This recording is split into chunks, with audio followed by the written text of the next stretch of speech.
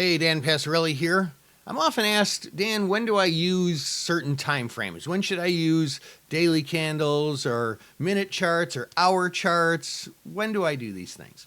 So I figured I'd put together a quick video for you, and here it is. So what I tend to do is I tend to look at a 6-month period. So, this is 6 months ago, this is today. And I use daily candles.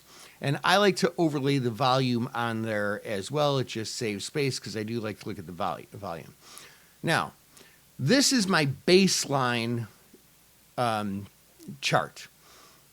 Because I trade options, and I typically trade anywhere from a swing trade to a short-term trade, so like anywhere from 2 days to 10 days maybe. This is a pretty good go-to chart. Now, sometimes I'm going to deviate from that.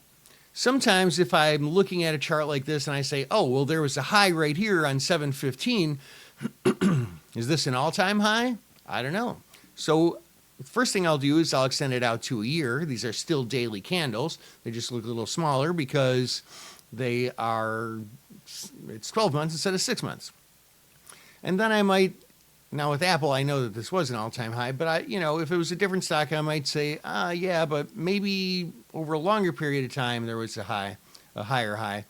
And I'll look at, sometimes I'll go to 3 years, and sometimes I'll even go out longer just to be sure. Now, when I switch to 3 years, what tends to happen is it switches to weekly candles because you just can't cram all those daily candles in there. So I'm good with that. I just realized that each one of these represents a 1 week period instead of a day.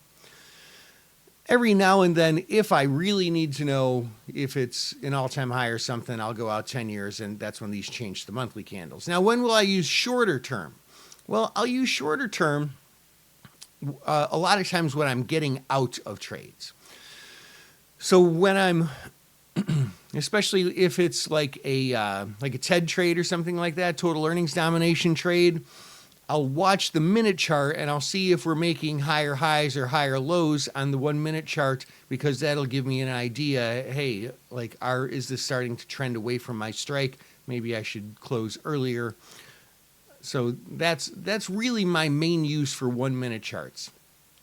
As far as other time frames, I do have use cases for them, but really, honestly, not quite that often. I might use the 1 hour charts if I'm looking at just maybe a 2-day trade, and I'll look to see if it, and I'll just look at the last couple of days, break it up like that.